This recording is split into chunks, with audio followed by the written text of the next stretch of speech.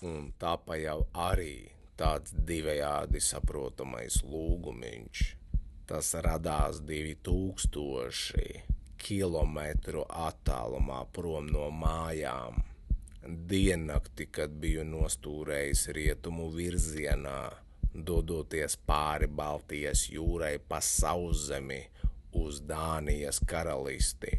Tur biju ieplānojis pavadīt nepilnu mēnesi lielākas peļņas vārdā, upurējot 23 janvāra dienas bez mīļotās sievas un bērniem, bet tā vietā tikai sabrukuši plāni, jo ar sastieptu muguru, tāds stīvs un darba nespējīgs atrados uz gultas, plus vēl negaidīti uzradās arī autoremonta klapatas, un sazinoties ar ģimeni uzzināju, ka viņus visus tur pēc kārtas pārbauda vēdergraižu vīrus.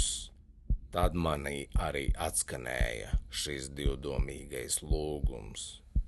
Dievs, ja tu mīli mani, tad iemāci man mīlēt sevi.